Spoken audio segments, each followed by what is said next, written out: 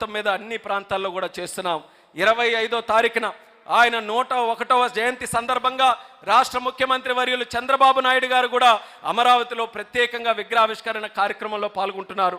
వాళ్ళిద్దరి తాలూకా సంబంధం ఎందుకంటే చంద్రబాబు నాయుడు గారితో నిత్యం ఉంటున్నాం కాబట్టి ఆయన కూడా ఎప్పుడు ఢిల్లీ వచ్చినా ఎన్ని సందర్భాల్లో మాట్లాడినా సరే ఒక ముఖ్యమంత్రి ప్రధానమంత్రి గారికి ఉన్నటువంటి సంబంధమే కాదు, వాజ్పేయి గారు చంద్రబాబు నాయుడు గారికి ఉన్నటువంటి సంబంధం ఒక తల్లికి పుట్టినటువంటి ఇద్దరు అన్నదమ్ములు ఏ రకంగా ఉండేవారో ఆ రకమైనటువంటి సంబంధం. ఎంతో భావోద్వేగంతో చంద్రబాబు నాయుడు గారు నిత్యం ఆయన తాలూకా అనుభవాలన్నీ కూడా మేము చెప్తుంటారు.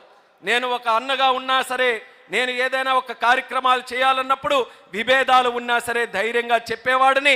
ఆ వాజ్పేయి గారు కూడా స్వీకరించి దేశానికి ఏది అవసరమో ఇద్దరం కలిసి కూడా నిర్ణయాలు తీసుకునే వాళ్ళం. అటువంటి మహానుభావుడు మళ్ళీ రాడు అని చంద్రబాబు నాయుడు గారు కూడా అనేక సందర్భాల్లో చెప్పేవారు.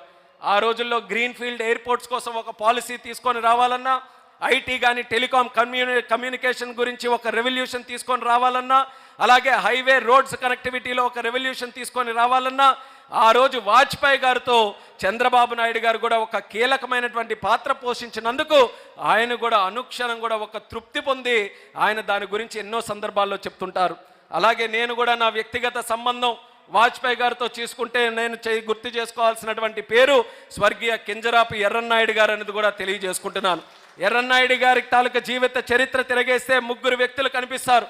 అందులో మొట్టమొదటిది విశ్వవిఖ్యాత నట సార్వభౌముడు స్వర్గీయ నందమూరి తారక రామారావు గారు.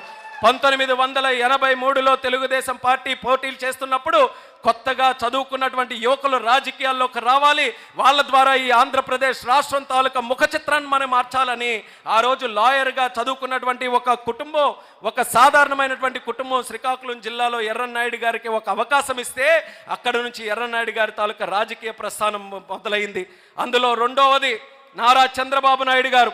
అటువంటి రాజకీయ ప్రస్థానంతో మొదలైతే చంద్రబాబు నాయుడు గారు ఒక కుడిభుజంలాగా ఆయనకు చూసుకొని ఢిల్లీలో మొట్టమొదటిసారిగా ఎన్డీఏలో దానికి ముందు ఒక కేంద్రంలో అవకాశం వస్తే ఒక బీసీ నాయకుడిగా మొట్టమొదటిసారి కేంద్ర మంత్రిగా చేసినటువంటి అవకాశం ఆ రోజు చంద్రబాబు నాయుడు గారు కల్పించారు. అయితే దాని తర్వాత 99లో ఎర్రన్నాయుడు గారు తెలుగుదేశం పార్టీ పార్లమెంటరీ పార్టీ అధ్యక్షుడిగా పార్లమెంటులో ఉంటే ఆ రోజు 5 సంవత్సరాలు కూడా ఆయన సంపాదించుకున్నటువంటి కీర్తికి కారణం ఆ రోజు ప్రధానమంత్రిగా ఉన్నటువంటి అటల్ బిహారీ వాజ్పేయి గారు అనేది గర్వంగా ఈ సందర్భంగా తెలియజేస్తున్నాను. ఆయనకి ప్రత్యేకమైనటువంటి బలం ఆ రోజు ప్రధానమంత్రిగా వాజ్పేయి గారే. ఆ రోజు ఇప్పుడే చెప్పాను, అలయన్స్లో ఎన్డీఏ అలయన్స్, ఆ రోజు ఎన్డీఏ అలయన్స్ ఉంటే ఎప్పుడు కూడా అంటుంటారు రెయిన్బో అలయన్స్ అని, ఇంద్రధనస్సు లాంటి అలయన్స్. ఇంద్రధనస్సులో మీరు చూస్తే 7 రంగులు, 7 రంగులకి కూడా సరి సమానమైనటువంటి భాగం.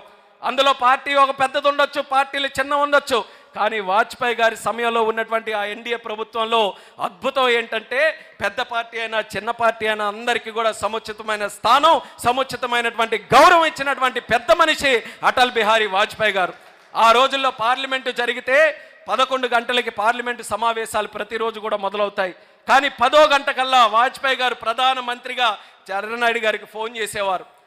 ఎర్రన్నాయుడు ఏంటి ఈరోజు బిజినెస్ అని చెప్పి ఈరోజు ఈ ప్రధానమైనటువంటి బిల్లు వస్తుంది, ఈరోజు ఎజెండాలో ఈ ముఖ్యమైనటువంటి అంశాలు ఉన్నాయి, మీరు మీ నాయకుడు చంద్రబాబు నాయుడు గారితో మాట్లాడి మీ సహకారం ఇందులో అందించాలి, దేశం కోసం అందరం కూడా కలిసి పని చేయాలని ప్రతిరోజు కూడా ఆ రోజు ఉన్న పార్టీలకి ఆయన చేయాల్సినటువంటి అవసరం లేకపోయినా ఒక రాజనీతిజ్ఞుడిగా ఎన్డీఏ ఎయిర్లైన్స్కి బాధ్యుడిగా అందరినీ కూడా సముచిత స్నానంతో గౌరవంతో ముందుకు తీసుకొని వెళ్ళాలని ప్రతిరోజు అంత సత్సంబంధాలు మెయింటైన్ చేశారు. కాబట్టి ఈరోజు ఎన్డీఏ ప్రభుత్వానికి ఆ రకమైనటువంటి సంబంధాలు వచ్చాయి. కుటుంబాల్లో కూడా అప్పుడప్పుడు గొడవలు వస్తాయి, కానీ దూరం అవుతామా? అలాగే ఎన్డీఏ ప్రభుత్వంలో మన తాలూకా కూటమి పార్టీలు అన్నీ కూడా మధ్యలో ఎటువంటి అవరోధాలు వచ్చినా సరే తిరిగి ఒకే గూటికి చేరుకున్నట్టుగా మళ్ళీ మన రాష్ట్రంలో అందరం కూడా కలిసి కట్టుగా ఒకే ప్రయాణం కోసం ముందుకు నడుస్తున్నాం. ఆ ప్రయాణం తాలూకా లక్ష్యం ఆంధ్రప్రదేశ్ రాష్ట్ర అభివృద్ధి, స్వర్ణాంధ్రప్రదేశ్ తయారు చేయడం, అలాగే మరొక పక్కన వికసిత భారతదేశం తయారు చేసుకోవడం. ఇవన్నీ జరగాలనంటే నాయకులుగా వాళ్ళు సిద్ధపడ్డారు. నరేంద్ర మోదీ గారు లక్ష్యంతో సిద్ధపడ్డారు, రాష్ట్ర ముఖ్యమంత్రి వర్యులు చంద్రబాబు నాయుడు గారు సిద్ధపడ్డారు, ఉప ముఖ్యమంత్రి వర్యులు పవన్ కళ్యాణ్ గారు సిద్ధపడ్డారు. నాయకులుగా మనం సిద్ధపడాలి, దానితో పాటు ప్రజలు కూడా సిద్ధపడాలి. గతంలో కూడా మనం చూసాం, ఎక్కడ 5 సంవత్సరాలు నీట్గా మనం అన్ని చెట్టు అంతా కూడా తయారు చేసి తీరా పళ్ళు వచ్చేటటువంటి టైంకి కషాయుడికి ఇస్తే పళ్ళు కట్ చేయడమే కాకుండా చెట్టు కూడా నరికేసి వెళ్ళిపోయే పరిస్థితి ఆంధ్రప్రదేశ్ రాష్ట్రంలో వచ్చింది. అంత దౌర్భాగ్యం మనం ఎందుకు? కల్లారా అన్ని విషయాలు తెలిసి కల్లారా ప్రతి ఒక్కరు కూడా ఈరోజు ఆంధ్రప్రదేశ్ రాష్ట్రంలో ఓటర్లు ఎవరు కూడా అమాయకులు ఎవరు కాదు. ఆవులిస్తే పేగులు లెక్కెట్టేటట్టున్నారు 5 కోట్ల మంది ఆంధ్రప్రదేశ్ రాష్ట్ర ప్రజలు.